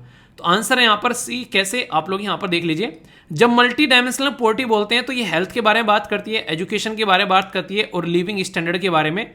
और टोटल मिलाकर जब आप लोग इसके ऊपर फोकस करोगे तो आप लोगों को 10 ऐसे इंडिकेटर नजर आएंगे जिसके बेस पर देखा जाता है कि गरीबी कैसी है। न्यूट्रिशन मिल रहा है, चाइल्ड की डेथ तो नहीं हो रही है, स्कूलिंग कैसी है, स्कूल में अटेंडेंस हो रही है क्या, कुकिंग फ्यूल कैसा है, यानी कि ये सारी चीजें इनके द्वारा देखी जाती है जब कोई रिजल्ट यहाँ पर निकाला जाता है। तो बड़ी ही बेसिक सी इंपॉर्टेंट ये इन्फॉर्मेशन है, इसको लेकर आप लोग माइंड में जरूर क्लैरिटी रखिएगा। क्वेश्चन बन जाते हैं, इसलिए डिटेल में बता रहा हूं ताकि अगर क्वेश्चन बने तो आप लोग वहां ठगा ठगा सा फील ना करें, ये लगे वाव यार ये सारी चीजें तो पड़ी हुई हैं। एक बार ये लगता है ना पढ़ा हुआ आ गया तो भाई साहब दिल जो है वो गार्डन गार्डन होने लगता है एग्जाम के अंदर भी। ठीक है, वाव यार ये तो पढ़ रखा है। चलिए अब यहाँ पर एक क्वेश्चन भी है, बोला गया है there is a growing divergence in the relationship between the poverty and hunger, यानी कि गरीबी और भुखमरी को ध्यान में रखते हुए आप लोगों को देखने को मिलेगा कि कहीं ना कहीं एक तरीके से अंतर जो है वो बढ़ता जा रहा है। जो आज की डेट में सोशल एक्सपेंडिचर, यानी कि जो इन लोगों के ऊपर खर्च करने की बात आती है तो सरकार कम करती जा रही है। बजट में भी आप लोगों ने चीज़ें फील की होगी, तो इसकी वजह से और दिक्कत होती है यहाँ पर। तो पुअर को ज़्यादातर चीज़ें जो हैं अपनी जेब से खर्च करनी पड़ती है, तो इसी के चलते फोकस देना है आप लोगों को। इसके लिए आंसर आप लोगों को लिखना है। ठीक है, कि कहीं ना कहीं एक तरीके से भोजन बजट जो है, खाने का वजन जो है, खासकर नॉन फूड अपना जो बजट है यहाँ पर वो कम होता जा रहा है यहाँ पर। तो इसकी वजह से और क्या क्या दिक्कतें देखने को यहाँ पर मिलती है। तो क्वेश्चन जो है यहाँ पर कहीं ना कहीं अलग डिफरेंट डायमेंशन आप लोगों को दिखाता हुआ नजर आ रहा है। एक बात बता दूं, जो पढ़ाया गया है ओनली उसी को आप लोगों को आंसर में चिपकाने की जरूरत नहीं है। आप लोगों के माइंड में भी अगर कुछ भी ऐसी चीजें हो जो आप लोगों ने पढ़ रखी है और इस टॉपिक से कोरिलेट कर सकती हैं, जैसे मान लीजिए मैंने आप लोगों को बताया सस्टेनेबल डेवलपमेंट गोल के बारे में, अगर मैं नहीं बताता तो ये भी आप लोगों को वहां पर लिखना था कि सस्टेनेबल डेवलपमेंट गोल में गोल नंबर 1 जो है ये है, गोल नंबर 2 ये है। इसकी वजह से काफी सारी जो टारगेट रखे गए हैं दुनिया में ताकि भुखमरी और गरीबी को मिटाया जा सके। तो ये इतना आप लोगों को अपने माइंड को डेवलप कर कर चलना है चीज़ों को लेकर। जब तक सोचोगे नहीं उसके बारे में एग्जाम में लिख नहीं पाओगे, जब तक माइंड में कंफर्टेबल नहीं रहोगे उसको लेकर। ठीक है, तो प्रैक्टिस करते करते आगे बढ़ोगे तो एग्जाम में डाउट नहीं होगा और अच्छे से रिजल्ट भी देकर आओगे। एक छोटी सी बात और यार, यहाँ पर जब भी कोई आंसर मैं आप लोगों को लिखने के लिए बोलता हूँ तो अपना खुद का भी आंसर आप लोगों को अच्छे से लिखना है और दूसरा जो ऑलरेडी आंसर लिख रहा है उसका आंसर भी आप लोगों को रिव्यू करना है। तो आप लोग इसमें बहुत कुछ जानते हुए नजर आओगे, सामने वाले को फीडबैक भी दे सकते हो और इसी तरीके से कहीं ना कहीं पढ़कर सामने वाले का क्वेश्चन आप लोग कई सारे पॉइंट्स भी मिल सकते हैं। तो ये एक तरीके से ऐसा एक इनिशिएटिव है जिसमें मिलकर आप लोग काम करना है, सबका साथ सबके विकास वाली बात यहाँ पर होनी है। ठीक है, कोई भी डाउट नहीं होना चाहिए यहाँ पर। दोस्तों जब मार्केट में कोई नई टेक्नोलॉजी आती है तो इसी के साथ में वो एक नया जॉब की अपॉर्चुनिटी को भी लेकर साथ में आती है। तो ऐसे ही जैसे जैसे मार्केट में सोलर सिस्टम के बारे में, रिन्यूएबल एनर्जी के बारे में बातें की जा रही है, साथ साथ ये भी देखने को मिल रहा है कि उससे रिलेटेड जॉब जो है वो भी बढ़ती जा रही है। सोचो सोलर पैनल लगाने हैं किसी को, उसको बजाकर फिर टेस्ट करना है, फिर उसकी सर्विस प्रोवाइड करानी है। बैटरीज के बारे में अगर हम लोग बात करते हैं तो वो वाला सिस्टम आप लोगों को देखने को मिलेगा। तो बहुत सारी ऐसी चीज़ें हैं जो टाइम टू टाइम आप लोगों को बढ़ती हुई यहाँ पर नजर आ रही है। तो इसमें बोला यह जा रहा है कि 8 फोल्ड राइज देखने को मिला है जॉब के अंदर में, जो सोलर और विंड एनर्जी के सेक्टर में यहाँ पर लोगों को मिल रही है। तो इंपॉर्टेंट टॉपिक है, द हिंदू न्यूज़पेपर के अंदर कवर किया गया। ये जो पर्टिकुलर टॉपिक है ये जीएस पेपर 2 और 3 के साथ में आप लोग कनेक्ट कर सकते हैं। रिपोर्ट और जो क्लीन एनर्जी है बेसिकली, यानी कि इन्वायरमेंट वाला टॉपिक भी आप लोग यहाँ पर ऐड कर सकते हैं, या क्लीन एनर्जी वाले सेक्टर में यहाँ पर जीएस पेपर 3 के अंदर आप लोग जा सकते हैं। देश के अंदर में बोला यह जा रहा है कि जो सोलर और विंड एनर्जी जिस तरीके से हम लोग लेकर चल रहे हैं और उनकी खपत जो है वो जिस तरीके से सामने निकल कर आ रही है, तो बोला यह जा रहा है कि ये प्रोजेक्ट जो है डेवलपमेंट जैसे चल रहा है तो इसके द्वारा अभी रिसेंटली एनर्जी सेक्टर में 52,700 के करीब जो है वो न्यू वर्कर आप लोगों को यहाँ पर ऐड होते हुए नजर आए इन लास्ट फाइनेंशियल ईयर में। जो 2021 से कंपेयर में काफ़ी ज़्यादा है। अगर 2021 के साथ में आप लोग इसको कंपेयर करते हैं तो उसकी कंपेयर में चीज़ें बढ़ रही हैं और आगे भी चीज़ें जो हैं वो बढ़ती हुई यहाँ पर नजर आएगी। अगर कोई भी सेक्टर में जैसे आप लोग जाते हैं तो यहाँ पर कहीं ना कहीं कुछ तो ऐसी जॉब होती हैं जो कि डायरेक्ट होती हैं, कुछ ऐसी जॉब होती हैं जो कि इनडायरेक्ट होती हैं। डायरेक्ट जॉब कैसी होती हैं, जैसे मान लीजिए कोई पर्टिकुलर एरिया में एक कॉलेज खुल गया आप लोगों के एरिया में। अब कॉलेज खुल गया तो उस कॉलेज के अंदर में टीचर को जॉब मिलेगी, उस कॉलेज के अंदर में लैब असिस्टेंट होंगे, उस कॉलेज के अंदर में साफ सफाई करने वाले होंगे, उस कॉलेज के अंदर में पियोन होंगे, उस कॉलेज के अंदर में और भी बहुत सारे छोटे मोटी आप लोगों को जॉब्स जो है वो नजर आ जाएंगी। ये क्या हो गई, ये डायरेक्टली उस कॉलेज के अंदर में कोई जा रहा है और उसको जॉब मिल रही है। अब मैंने बोला कि इनडायरेक्ट भी मिलती है, इनडायरेक्ट कैसे मिलेगी। अब सोचो जहां पर ये कॉलेज खुला होगा, ये कॉलेज एक बहुत ही रेप्यूटेड कॉलेज है, उस एरिया में दूर दूर से लोग पढ़ने आ रहे हैं, तो उस एरिया में लोगों के जो भी आसपास में घर होंगे वहां पर किराएदार उनको मिलने स्टार्ट हो जाएंगे। उनको एक तरीके से उनका जो आप लोग बोल सकते हैं कि कमाई उनकी स्टार्ट हो जाएगी। इसी के साथ में उस पर्टिकुलर एरिया में जब आप लोग ये चीज़ें चेक करोगे तो और भी कई सारी दुकानें खुलनी स्टार्ट हो जाएगी। जैसे कोई फोटोकॉपी की दुकान खोल रहे हैं, बाद में कई सारे खाने पीने के रेस्टोरेंट आप लोगों को वहाँ पर नजर आने लगेंगे। इसी के साथ में और भी बहुत सारी छोटी छोटी ऐसी चीज़ें जो कि उस कॉलेज में रिक्वायरमेंट होगी, बच्चों की रिक्वायरमेंट होगी, वो सारी आप लोगों को यहाँ पर देखने को मिलने लगेगी। तो ये होती है इनडायरेक्ट जॉब। तो डायरेक्ट और इनडायरेक्ट जॉब में आप लोगों को देखने को मिलेगा कई बार डायरेक्ट जॉब इतनी नहीं होती है जितनी इनडायरेक्ट यहाँ पर देखने को मिल जाती हैं। तो क्लीन एनर्जी में भी ऐसे आप लोगों को बहुत सारी डायरेक्ट और बहुत सारी इनडायरेक्ट जॉब जो है वो यहाँ पर मिलती हुई नजर आएंगी और दुनिया भर के लोगों को यहाँ पर इससे फायदा होता हुआ नजर आएगा। क्योंकि सोचो कि एक बार कहीं पर ये सिस्टम जो है वो इंस्टॉल कर दिया, फिर उसके बाद में फिर चीज़ों को चेक करना है टाइम टू टाइम, उसके बाद में कहाँ पर इंप्रूवमेंट होना है, फिर उसको चेंज करना है, वो सारी चीज़ें, इसको एक्सपोर्ट करना है, इंपोर्ट करना है। इसके साथ में अगर कुछ सिस्टम कहीं पर लाना ले जाना है तो कोई गाड़ी में ला के ले जाएंगे उसको रखकर, तो जिस गाड़ी में उसको लाद कर रख कर लेके जाएंगे उस पर्टिकुलर इंसान को भी कुछ ना कुछ कमाई होगी। तो ऐसे आप लोग सोच सकते हैं, तो वो पूरा सिस्टम क्रिएट हो जाता है वहाँ पर। अभी जो रिपोर्ट है उसकी बातें मैं कुछ कुछ बताता हूँ। सोलर और विंड एनर्जी सेक्टर में 52,700 न्यू वर्कर्स जो हैं वो यहाँ पर अभी आप लोगों के सामने निकल कर आए। तो यहाँ पर इंडिया में जो सोलर और विंड सेक्टर है उसमें टोटल इंप्लॉयड लगभग 1,64,000 के करीब आप लोगों को देखने को मिल रहे हैं। फाइनेंशियल ईयर 2022 में 47% इंक्रीज देखने को मिला था 2021 के अंदर में। नियरली 99% न्यू वर्क फोर्स जो यहाँ पर निकल कर आ रही है, इंप्लॉयड किए जा रहे हैं सोलर सेक्टर के अंदर में। तो ह्यूज शॉर्टेज देखने को मिल रही है जो ट्रेन वर्क फोर्स है। सबसे बड़ी बात क्या होती है, अगर कई सारे स्कूल खोल दिए जाए और वहां पर बोला जाए कि पढ़ाने के लिए टीचर चाहिए, तो टीचर तो मिल जाएंगे, पर लेकिन इन रियलिटी वो टीचर मिलेंगे जो कि बस ऐसा है कि हाँ ठीक है यार कुछ ना कुछ कर लेते हैं तो टीचिंग की जॉब कर लेते हैं। रियलिटी में वहां पर आप लोगों को वो टीचर देखने को नहीं मिलेंगे जो कि पैशनेट टीचर हैं, जो कि लगे कि नहीं यार टीचिंग ही करनी है, या फिर अगर कुछ और भी कर रहे हैं तो टीचिंग ऐसे करनी है कि उसमें कोई भी जरा से भी लापरवाही नहीं होनी चाहिए। तो वो वाली एक तरीके से सिस्टम यहां पर होना चाहिए। तो एक ट्रेन और एक तरीके से वेल स्किल्ड टीचर यहां पर होना चाहिए, वो वाली चीजें यहां पर देखने को मिलेगी। कैसे यहां पर इसको बनाना है, कैसे चीजों को लेकर चलना है, वो सारी चीजें, कैसे सिस्टम सेट करना है, वहां पर सोलर पैनल कैसे बनाना है वो। तो यहां पर अगर बात करें जॉब तो काफी ज्यादा है, पर लेकिन दिक्कत ये कि एक स्किल्ड लेबर फोर्स नहीं है, उसकी कमी यहां पर देखने को मिलती है। तो यहां पर इसी के चलते अगर बात करें अभी फिलहाल के टाइम पर अगर आप लोग देखेंगे 3.4 मिलियन के करीब टेम्परेरी और परमानेंट जॉब है यहाँ पर। तो इतना लार्ज स्केल पर यहाँ पर देखने को मिलेगा अलग अलग एरिया में, सोलर के एरिया में भी और विंड के एरिया में भी, जहां पर इतनी सारी एनर्जी जो है वो हम लोग जनरेट कर पा रहे हैं। तो ये ऐसा नहीं है कि ऐसे ही जनरेट हो जा रही है, लोगों को जॉब यहाँ पर मिल रही है। अगर बात करूं इसके बारे में कि फायदे क्या क्या है, इसके पोटेंशियल क्या क्या है, तो आप लोग यहाँ पर ये देखो कि ग्रीन एनर्जी में सबसे पहली बात क्या की जा रही है कि एक तरीके से इन्वायरमेंट पर क्या इंपैक्ट पड़ रहा है कि रिड्यूस कर रहा है जो एमिशन, यानी कि जो एमिशन होता है उसको ये रिड्यूस कर रहा है। इसी के साथ में जहां पर हम लोग खंबे वगैरह नहीं लगा सकते उन एरिया में, खासकर गांव वाले एरिया में, तो आप लोगों को रूरल यानी कि गांव वाले एरिया में इलेक्ट्रिफिकेशन आप लोगों को यहां पर होता हुआ नजर आएगा। इसी के साथ में लोगों को गांव वाले एरिया में भी आप लोगों को एम्प्लॉयमेंट जनरेट होता हुआ नजर आएगा। एक पीएम कुसुम स्कीम के बारे में मैंने आप लोगों से डिस्कस किया था, याद आ रहा है उसके बारे में? बताइए किस किस को याद आ रहा है? तो ये कब लॉन्च की गई थी? उसमें गांव वाले एरिया में लोगों को सोलर पंप यहां पर लगाने के लिए सपोर्ट प्रोवाइड कराए जा रहे थे। तो बहुत सारे लोगों को फायदा मिल रहा था और यही बोला गया था ग्रिड सिस्टम के साथ में कनेक्ट किया जाएगा। अगर कहीं पर ज्यादा इलेक्ट्रिसिटी आप लोग जनरेट कर पा रहे हैं तो उसको बेच भी सकते हैं, यानी कि आम के आम और गुठलियों के दाम, यानी कि अपना खुद का भी काम निकल गया और एक तरीके से थोड़ा सा रिवेन्यू भी मिल गया। बहुत सारे गांव वाले एरिया में जाओगे तो आधे टाइम बिजली आती थी, आधे टाइम नहीं आती थी। अब काफी ज्यादा चीजें इंप्रूव हो गई हैं।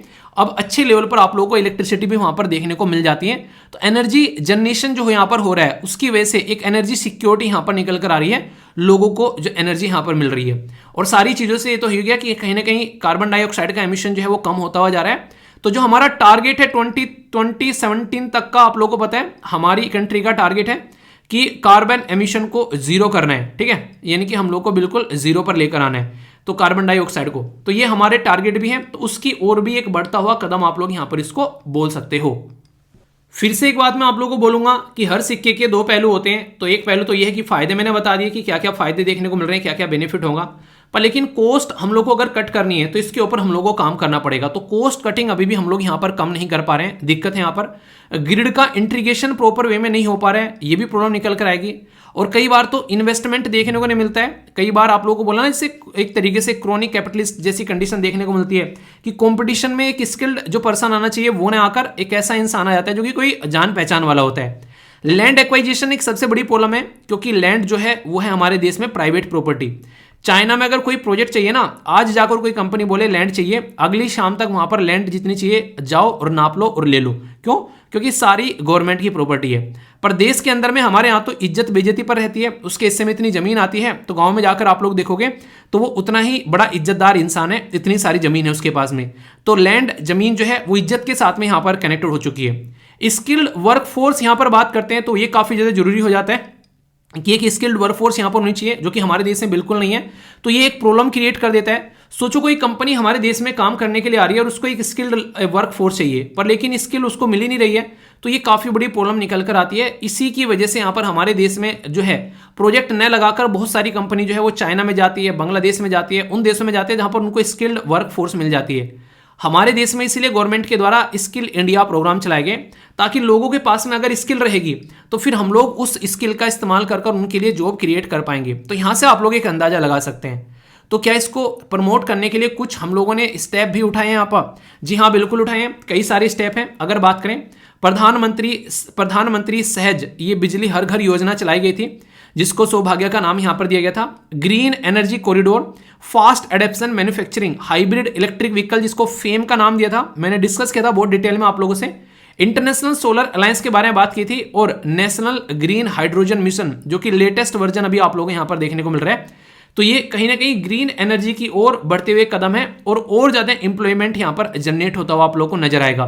तो ये वो चीजें हैं जो कि आने वाले टाइम में रुकनी नहीं है, और ज्यादा बढ़नी ही बढ़नी है। ठीक है, ये एक ऐसा टॉपिक है जो कि यूपीएससी के भी बढ़िया फेवरेट टॉपिक आप लोग यहां पर बोल सकते हो। बात की जा रही है कि जो पारंपरिक जो ऊर्जा की समस्या को दूर करने के लिए भारत के अंदर में हरित ऊर्जा गलियारे पर एक टिप्पणी आप लोगों को करनी है, यानी कि आप लोगों को एक नोट लिखना है यहाँ पर इंडिया ग्रीन एनर्जी कॉरिडोर के बारे में, ताकि जो एक तरीके से प्रॉब्लम है कन्वेंशनल एनर्जी को लेकर कि बिजली भाग गई भाई साहब अब क्या करेंगे तो वो दिक्कत ना देखने को मिले।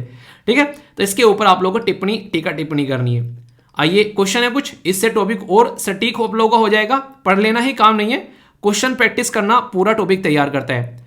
पोटेंशियल बेनिफिट है ग्रीन एनर्जी इन इंडिया, तो reduce in the emission, energy security, employment और अर्बन इलेक्ट्रिफिकेशन। सही आंसर क्या है अगर बोला जाए? ए में बोला गया 1 2 3, में बोला गया 2 3 4, सी में बोला गया 1 3 4, और डी में बोला गया all of the above. Next question आप लोगों के सामने, दोनों के आंसर बताऊंगा, पहले अटेम्प्ट कर लो। हमारे देश में क्या क्या स्टेप उठाए गए हैं? प्रधानमंत्री सहज बिजली हर घर योजना, green energy corridor, international solar alliance या नेशनल ग्रीन हाइड्रोजन मिशन। सही आंसर क्या है? 1 2 3, 2 3 4, 1 3 4 या फिर ऑल ऑफ द अबोव। सही आंसर क्या है आप लोगों के हिसाब से? तो आप लोगों को यह बताना है। पहला जो क्वेश्चन है उसमें अर्बन इलेक्ट्रिफिकेशन के बारे में बात नहीं की गई थी। अगर बात करेंगे आप लोग यहां पर तो ये देख सकते हैं, तो आंसर क्या हो गया? आंसर यहां पर ए हो गया, यानी कि 1 2 3। नेक्स्ट क्वेश्चन में मैंने सारी की सारी बातें आप लोगों को बताई कि ये सारे के सारे पॉइंट्स आप लोगों के सामने हैं, तो कोई भी कंफ्यूजन आप लोगों को यहां पर नहीं होना चाहिए। ये हो गया डी, और ये हो गया आंसर राइटिंग का क्वेश्चन। आंसर राइटिंग अगर करा करो तो कोशिश किया करो कि एक दूसरे का आंसर एनालिसिस भी कर लिया करो, क्योंकि अपनी गलतियों से नहीं दूसरों की गलतियों से सीखते हुए अगर आगे बढ़ोगे तो बहुत आगे जाओगे। ठीक है, चाणक्य साहब के द्वारा बोला गया है। तो इसलिए कहता हूं कि दूसरे की गलती भी थोड़ी देख लिया करो, ताकि आप लोग उस गलती को रिपीट ना करो। तो ये था पूरा टॉपिक। कंफ्यूजन माइंड में नहीं होना चाहिए, अगर कंफ्यूजन होगा तो यहीं छोड़ के जाना है, अपने साथ लेके नहीं। यहाँ आए हो तो कंफ्यूजन लेके मत जाना। ठीक है, आइए कुछ क्वेश्चन है आप लोगों के सामने। कौन बनेगा छोटू करोड़पति आप लोगों के सामने है। बेसिकली ये काफी इंपॉर्टेंट सेक्शन होता है, इसमें छोटे क्वेश्चन रहते हैं पर लेकिन इंपॉर्टेंट रहते हैं, जो कि वनडे टाइप एग्जाम में तुरंत क्वेश्चन आप लोग ये बनते हैं। ठीक है, क्योटो प्रोटोकॉल के बारे में बात की जा रही है तो इंडिया किसके अंडर में आता है? अपेंडिक्स 1, अपेंडिक्स 2, नॉन अपेंडिक्स 1 या फिर none of the above? Question का आंसर आप लोग दीजिए। बात की जा रही है कि यहां पर एक तरीके से एक म्यूजिक घराना उत्तर प्रदेश के अंदर में ख्याल सिंगिंग ये स्टार्ट किया गया था अमीर खुसरो के द्वारा। ठीक है, तो कौन सा? बनारस घराना, किराना घराना या फतेहपुर सीकरी घराना या फिर रामपुर घराना? तो सही आंसर क्या है यहां पर, ये आप लोगों को बताना है। ठीक है, तो डायरेक्ट क्वेश्चन है।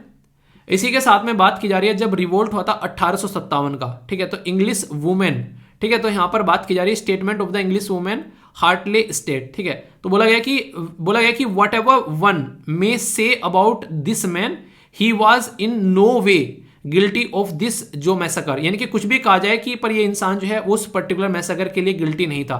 ये कई सारे अंग्रेज थे ना, वो भी हमारे हिसाब से सोच रहे थे, हमारे हम लोग कुछ गलत नहीं कर रहे हैं। तो यहाँ पर नाना साहब या फिर यहाँ पर रामचंद्र पांडुरंग या फिर यहाँ पर अमर सिंह या फिर यहाँ पर मनीराम दत्त, तो किसके बारे में यहाँ पर ये बातें बोली गई थी? और ये हम नहीं बोल रहे हैं, अंग्रेजी वुमेन के द्वारा बोली गई, जो कि वहां पर एक तरीके से चीजों को देख रही थी। ठीक है, नेक्स्ट यहां पर बोला जाए कि किसके द्वारा फाउंड किया गया? धर्म सभा। ठीक है, टाइम ऑफ रिलीजियस सोशल जो रेनेसा के टाइम पे मॉडर्न इंडिया के अंदर में। तो बात की जा रही है यहां पर शिव नारायण अग्निहोत्री। नेक्स्ट यहां पर बात की जा रही है राजा बेसिकली यह है राधाकांत देव। नेक्स्ट बात की जा रही है नारायण मल्हार जोशी। नेक्स्ट बात की जा रही है हरदेनाथ कुंजरू। ठीक है, कंजरू। तो सही आंसर क्या है ये आप लोगों को बताना है। नेक्स्ट जो बात की जा रही है, रिसेंटली डिक्लेयर किया गया फर्स्ट ये बायोडाइवर्सिटी हेरिटेज साइट लद्दाख के अंदर में। बहुत ही इंपॉर्टेंट क्वेश्चन है, स्टार लगा लेना, लद्दाख बहुत ज्यादा न्यूज में है। तो इसका नाम है यहाँ पर याया तिसलोक, सोलोक बोलेंगे बेसिकली, टी साइलेंट रहेगा। पोंगोंग सोलेक, इसी के साथ में यहाँ पर तुलियान झील लेक। नेक्स्ट यहाँ पर ये है यहाँ पर मोरेरी लेक। ठीक है, तो सही आंसर क्या है ये आप लोग को बताना है। सी सेट का क्वेश्चन है, इसको भी आप लोग अटेम्प्ट करो और आंसर आप लोगों के सामने है, फिर यहां पर आंसर भी बताऊंगा। तब तक हम लोग मैप बेस्ड क्वेश्चन देखते हैं और बात करते हैं गोवा आइलैंड के बारे में। गोवा आइलैंड यानी कि गोवा के जो पास में आप लोग यहां पर आइलैंड देखने को मिलेगा, जिसका नाम गोवा आइलैंड यहां पर देखने को मिल रहा है। इसको लोकली अलग नाम से भी पुकारा जाता है। ये क्या है यहाँ पर? वोटलोफू। ठीक है, तो ये नाम भी आप लोग यहाँ पर देखने को मिलेगा। वोटलोफू के नाम से बोले तो ये ऐसा मत सोचना कि यार ये तो कोई विदेशी आइलैंड के बारे में यहाँ पर बात की जा रही है, अपने ही देश के अंदर में है ये सब भी। ठीक है, तो इसके बारे में याद रखते हैं। कुछ ऐसा आप लोगों को यहाँ पर नजारा देखने को मिलेगा। और एक इंटरेस्टिंग चीज यहाँ पर ये है, अपने देश के अंदर तो देखने को मिल ही रहा है, पर लेकिन जब मैंने सर्च किया एक आप लोगों को यहाँ भी देखने को मिलेगा, तंजानिया के अंदर भी। तो कल को कंफ्यूजन में न आ जाए, इंटरनेशनल लेवल पर भी गोवा आइलैंड है और वो तंजानिया के पास में आप लोगों को देखने को मिलेगा। इसके ऊपर स्टार लगा लेना।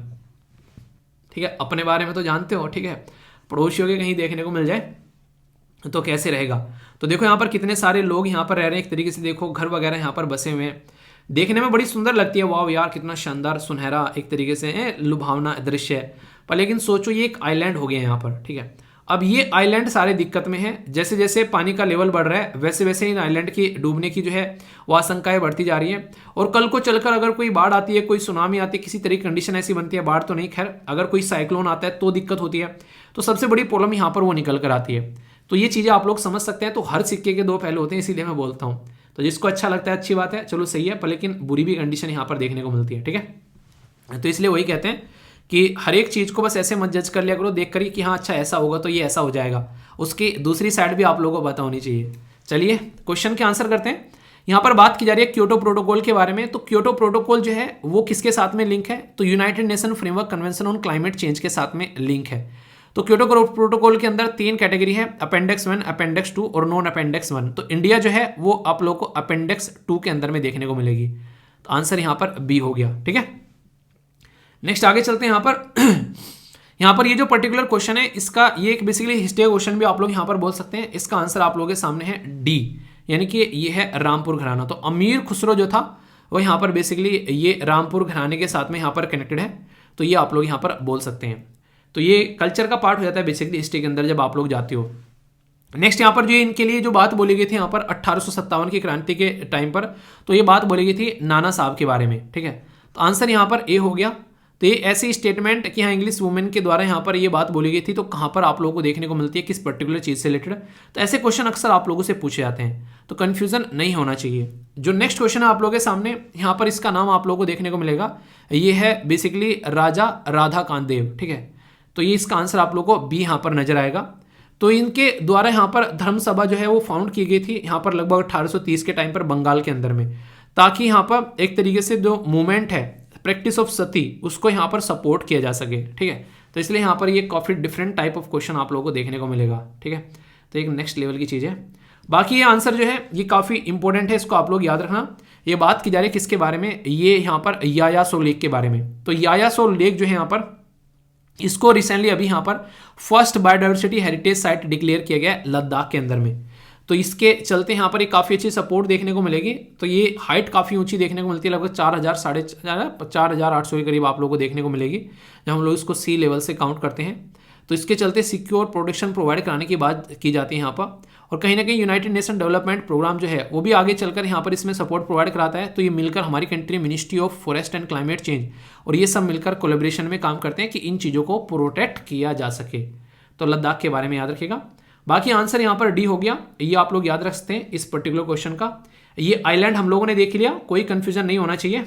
बाकी आप लोगों को अगर मौका दिया जाए रहने का, क्या आप लोग रहोगे यहाँ पर जाकर, आप लोग बताइए। आइए अब आप लोगों को अंग्रेज बनाता हूँ, कुछ अंग्रेजी के शब्द सिखाता हूँ जिससे आप लोग अंग्रेजी बोलना, लिखना और समझना यहाँ पर अच्छे से सीखेंगे। इसी के साथ में आंसर राइटिंग भी आप लोगों की इंप्रूव होगी। एनडीए, सीडीएस, एसएससी बैंकिंग में एंटोनिम सिनोनिम्स आते हैं, वो भी आप लोगों के सुधरते हुए नजर आएंगे। इनके ऊपर सेंटेंस फॉर्म जरूर करना ताकि आप लोग इनको सीख सको और याद रख सको और बोलचाल में भी यूज कर सकते हैं।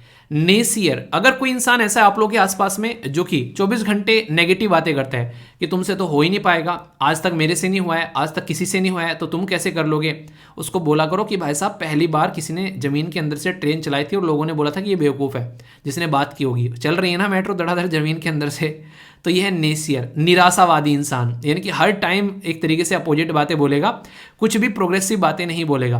तो अगर कोई भी ऐसा इंसान होगा जो ऐसी बातें करता है तो बोलना नेसियर है। ठीक है, इनको मैं नशेद आदमी है आप लोगों ने सुना होगा कई बार ये शब्द भी। ठीक है, तो वही वाली बातें आप लोग यहाँ पर बोल सकते हैं। ठीक है, बाकी जो सही होगा वो तो अच्छी बातें करेगा कि क्या बात है भाई साहब, कुछ भी, अरे तुम तो भाई साहब देश के प्रधानमंत्री बन जाओगे, तुम तो निकाल ही दोगे, टेंशन मत लो, लगे रहो। ठीक है, एमिनेशन क्या होता है, गोला बारूद हथियार। तो एक तरीके से ये जो भी चीज़ें होती है कहीं ना कहीं एक युद्ध में सपोर्ट प्रोवाइड कराने के लिए होती है। तो इसको आर्म एंड एमिनेशन का नाम आप लोगों ने सुना होगा, तो उसके बारे में बातें की जा रही है।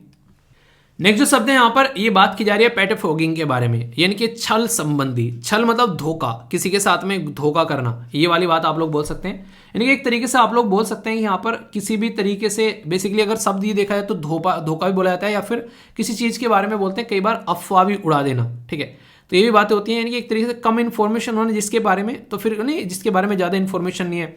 आप लोग मान लीजिए बाहर जाकर रह रहे हो, किसी को पता नहीं है, तो कहते हैं अरे वो ना मजे ले रहा है भाई साहब, लड़कियाबाजी कर रहा है, पता नहीं क्या क्या करता घूम रहा है वहाँ पर। ऐसी ऐसी हरकतें लोग बोलते हुए नजर आते हैं। जिस दिन यूपीएससी निकल जाएगा, सिलेक्शन हो जाएगा, भाई जो पढ़ता था ना, एक बार मेरे से मिला था भाई साहब, हमेशा ना किताब लेके घूमता था। ठीक है, मैंने ना उसको कभी भी कहीं भी गलत काम करते हुए देखा है।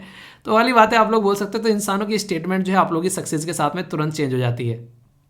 और जैसे ही सिलेक्शन होगा फिर क्या होगा, यह इम्प्रीमेटर, यानी कि इज्जत बढ़ जाएगी। ठीक है, भाई की इज्जत बढ़ गई तो यानी कि ऐसी चीज़ें जिसको एक्सेप्ट किया जा सके, ठीक है, सेटिस्फैक्टरी लगे, वो आप लोग यहाँ पर बोल सकते हैं। नेक्स्ट है एक्सियम, एक तरीके से होता है स्वयं सिद्ध, यानी कि चीज़ों को एक्सेप्ट करना। ठीक है, ये सही है स्टेटमेंट जो है एक तरीके से यहाँ पर ये ऐसे शब्द होते हैं ना, आप लोग कई बार ये आप लोगों ने न्यूज़पेपर में भी आप लोगों ने सुना होगा इनके बारे में कि यहाँ क्या क्या बात की जा रही है। एक तरीके से ये जो शब्द होते हैं ये एक तरीके से आप लोग इनको ऐसे बोल सकते हैं कि एक स्वीकृत करने वाली चीज़ें, जनरल ट्रूथ होता है। हाँ, ये तो बिल्कुल सत्य है भाई साहब, ये इंसान कभी झूठ नहीं बोलता, ये धर्मराज युधिष्ठिर साहब है, बिल्कुल वो वाली चीज़ें आप लोग यहाँ पर बोल सकते हैं। ठीक है, आज का सेशन इतनी रखते हैं, पर लेकिन जो मैंने आप लोगों को बात बोली है वो ध्यान रखिएगा। 9:30 बजे टेस्ट देने जरूर पहुंच जाएगा। फिर उसके बाद में 9:30 से 11:30 होगा, 12 से 1 आप लोगों का लाइव सेशन होगा। फिर इसके बाद में 3 बजे से लाइव सेशन होगा और फिर 8 बजे से आप लोगों का लाइव सेशन होगा। ठीक है, तो ये संडे को भी आप लोगों का रखा गया और इसी वीक में जैसे बोला मैक्सिमम चीज़ें आप लोगों की खत्म हो जाएंगी। फिर आप लोगों की प्रैक्टिस क्लास लगेंगे। जिस किसी को लग रहा है कि प्रैक्टिस करनी है तो कर लेना, जिसको लग रहा है कि खुद से करनी है तो वो खुद से कर लेना। ठीक है, तो ये चीज़ें मैं आप लोगों को बताना चाह रहा था। सारी की सारी चीज़ें आप लोग जाकर देख सकते हैं। एप्लीकेशन के ऊपर में लिंक वीडियो के नीचे दूंगा और जिस लिंक को दूंगा उसी से डाउनलोड करना, कोई और लिंक यूज़ नहीं करना है। ठीक है, तो बताना जरूर, अपना फीडबैक जरूर देना। ये कुछ बातें थी, मैं आशा करता हूँ आप लोगों ने चीज़ों को अच्छे से एंजॉय किया होगा। फिर भी कोई डाउट होगा तो बताना जरूर। ठीक है, तो all the best to all of you यार, अच्छे से टेस्ट प्रैक्टिस करना अपना।